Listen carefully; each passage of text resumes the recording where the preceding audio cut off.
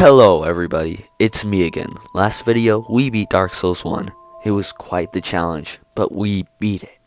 In this video, I'll be taking on Dark Souls 2. I know it will be hard, but we can get through this together.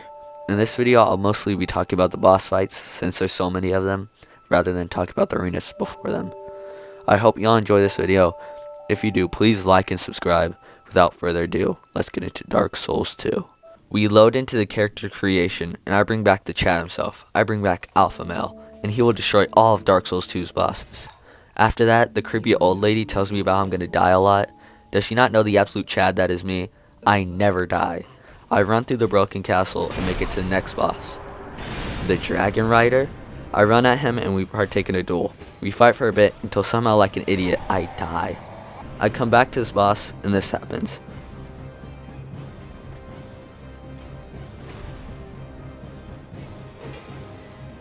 Yeah, the boss basically kills itself. Well, it sucks to suck. I got to the bonfire after that. I enter a cutscene and this giant boss looks very angry at me for some reason. The fight starts and it's very disappointing.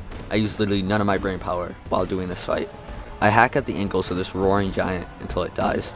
This is probably the most boring fight I have ever done. The only good thing about it is the arena. Yeah, the arena is freaking cool and has a lot of detail put into it. But the boss is so dull. That's another boss done. I run past these guys with crossbows and enter the boss arena. It's none other than the Pursuer. I run for the ballista, but the Pursuer destroys it before I can use it. I have no other choice but to fight the boss normally. It's quite a good fight for a gaming god like me. You have to dodge his attacks and position yourself for a good attack. I did this for a while until the boss died. This was a really great fight and makes me look forward to what comes next. I entered the boss arena of the Sentinels and it went pretty well, until all of a sudden I got clapped. How dare they disobey my gaming honor? I run back and I let my inner gamer shine. This fight is pretty basic. All you have to do is separate them and make sure not to get hit. I did this and I destroyed the Sentinels. This fight right here is probably one of my top 5 favorite boss fights of Dark Souls 2. The Lost Sinner is both quick and fair. After each attack, the Sinner lets you get a hit in. This requires some patience, but it's very fun. I killed the Lost Sinner and I was sad this awesome fight was over. Hey look, it's Ornstein. Where's Smell? Wait, it's just Ornstein? Really? Let it be known that I absolutely wrecked this boss. It was fun, but I think it needs more challenge to make it better. Okay guys, this is basically a much worse version of the Bell Gargoyles fight. I hate this fight so much. They just keep adding more enemies. The only good thing about this fight is that, well, it reminds me of Dark Souls 1, which is a much better game. Thank God this fight is finally done. The Rotten boss fight is just a giant blob with a sword. How the frickety frick did this become a great soul? I killed it and I felt no accomplishment. So yeah, I don't really like this boss either. Guys, it's Quelaag, but as a Scorpion, this fight was rather boring, but it wasn't bad by any means. Najaka had a few cool attacks, like the burrow, that's it. I killed the boss and moved on with this stupid game. Does Prowling Magus even count as an actual boss fight? I mean, the health bar shows up and there's just a bunch of enemies though. I killed the boss and felt nothing after it, so yeah, not a good boss fight.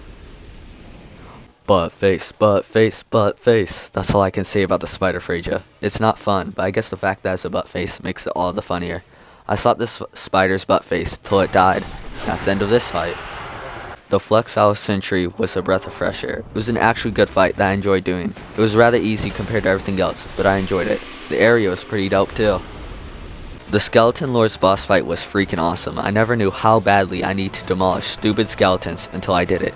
I say everyone should do this fight if they have pent up rage. Bro, I can't believe they got Jabba the Hutt in this game. They're both slugs who should not be in a supposed hard game. Yeah, if your small brain can't tell, I hate this stupid freaking boss. Yo, this lady really be holding her own head with her own arms. That's some real dedication on her part. This fight was pretty cool and way better than the Covetous Demon. She had some cool attacks and I had a pretty good time fighting her. I killed her and I felt some satisfaction. This game is really just a mixed bag. The Smelter Demon fight was actually a fight I enjoyed. He has delayed attacks that test your dodge timing. He also is a ballin' boss design, like look at this beautiful man. His arena is okay, but overall, I suggest everyone do this boss. It even challenged the absolute Chad, that is me. Bro, frick this boss. frick the area leading up to this boss, and absolutely frick this dumb freaking boss arena. Okay. In case you don't know, I kinda hate this boss. Its attacks are bullcrap that are just plain dumb. I'm just happy that he never hit me into his giant hole in the arena. I really wish I never played this dumb, stupid, absolute crap boss fight. The first part of this fight is actually really cool. You have to run past all these skeletons and avoid the oncoming chariot. Once you get up there, you kill the skeleton spawner person and it kills all the skeletons. Then pull the lever and then the second part begins. This part is okay at best and it's quite boring. Just dodge the attacks and hit them. That's another boss done. The Royal Rat Vanguard fight is just a rat killing simulator. You kill a bunch of rats until the boss rat comes. Then you fight them. You attack them a bit and then boom, the fight is done. So yeah, this is a boring fight. The Royal Rat Authority is just Civ 2.0, except for this time the fight is boring, bland, and unoriginal. The inner gamer in me was bored by this fight. I had no need to show the Giga Chad version of myself. It's the Dragon Rider fight, but there's two of them. God, this is brilliant boss design. Let's just say this fight was as easy as the first Dragon Rider. That's all I can really say. I actually love the Looking Glass Knight fight. It's a great fight with an awesome gimmick. Its shield negates all damage, so you have to go from another side to block damage. He will summon an NPC at the midpoint, and my summons took care of him. So yeah, overall this fight made the inner gamer in me go yes. So everyone, do this fight please. So yeah, the Demon of Song exists. I could care less because all I could think about was the stupid area before it. This fight is relatively simple, just try not to get hit and yeah, you're golden. That's all really I have to say about this frog boss. Velstadt is a good boss, but a bit basic for its place in the game. I think the boss should have been placed earlier, because it really wasn't that hard for me. I still enjoy the boss for what it is though. Yeah, that's really it. This was a pretty meh dragon fight. It would stay in the air and all you had to do was dodge all of its attacks. Then it would land and hopefully you could kill the dragon before it could go in the air again. It was a relatively entertaining boss at best though.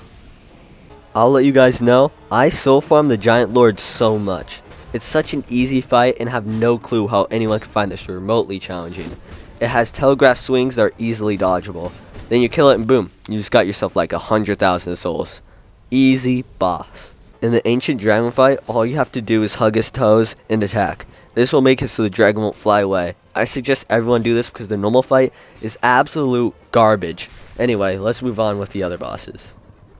Now that I killed all those bosses, I can take on Vindrick. I have a super pro tip. Just don't get hit and you're golden. I know. Thank me later. I enjoy this fight, but I'm super mad I have faced all those bosses just to fight the supposed king. All he does is swing his sword, which is really telegraphed. I'm happy I'm finally done with this section of the game though. The Squalid Queen herself is very easy. The only thing you have to look out for is her summons. She can summon Velstadt, which is beyond me why she can do that. I had to get a summon to distract one so I could attack the other. I really have no tips for this boss. Well, other than become a Giga Chad and teach this game a freaking lesson. This is a great dragon fight, unlike Guardian Dragon. Shin stays mostly on the ground. He has great attacks that feel challenging and fair at the same time. I suggest that everyone fights this dragon because it's probably one of the best in the game. With enough Giga Chad energy, I killed the dragon and felt a great sense of satisfaction run through my body. They really did my boy Havel dirty. They put him in a mediocre gank squad boss that makes you question if I should keep playing this game. They really put 3 NPCs as a boss and then called it a day. I don't even know what to say about this absolute joke of a boss fight. Well, other than everyone should not do this boss unless they're trying to do every single boss in the game. As much as the Blue Smelter Demon is just a reskin, I think that everyone should try it. It tests your dodging skills because this man delays his attack like no other. I could not explain the satisfaction when I killed this boss on the first try. I really felt like the gaming god that I am. So yeah, everyone should try this boss because it made me enjoy Dark Souls 2 for like the first time. Guys, the Fume Knight is probably my second favorite boss of Dark Souls 2. His attacks test your dodge like the Smelter Demon, and he has some of the coolest attacks. He has a great arena and great boss design. I think his regeneration buff is quite stupid, but you can disable that. I've never quite struggled with a Dark Souls 2 boss until I fought this guy. He is the perfect mix between hard and fair at the same time. His phase 2 when he pulls out the magic greatsword made me feel a way I've never felt before. I love everything about this boss and I can't stop thinking about how good the fight was. I killed him and I felt deeply saddened that this awesome fight was over. Now I must talk about my favorite fight of the game, Sir Alone. When you step into his arena, you see him meditating and it instantly sets the mood of the fight. He's a very respectable knight who has accepted your challenge. The fight starts like a beautiful dance. He attacks you and you attack him. If you get too greedy, it could lead to a very quick death. He moves very swiftly, and it's not janky somehow, like all Dark Souls 2 bosses. It took me many attempts, but the final attempt came. It was like a fight I've never done before. I can't put into words how this boss makes me feel. I just love it more than anything else in this game. So yeah, everyone needs to do this boss because you'll see exactly what I'm talking about. I killed him and I felt a sense of humbleness because this night made me fight like never before. The Ava fight was pretty meh, which was disappointing because the last 3 bosses were awesome. The fight wasn't bad, it was just generic. I killed the boss and sort of forgot it existed. All I can say about Lud and Zalin is that it's a garbage reskin who should not be part of the game. I hate the arena before the boss. I hate the boss. I don't think anyone should do this fight. It's just Ava, but there's 2 of them. It has the same movesets and everything. I'm happy that I finished this fight so don't ever have to do it again. Guys, just watch this intro.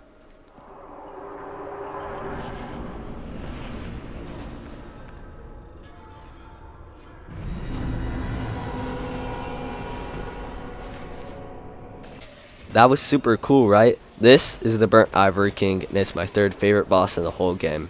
You start the battle by fighting his lackeys, until all the portals are closed.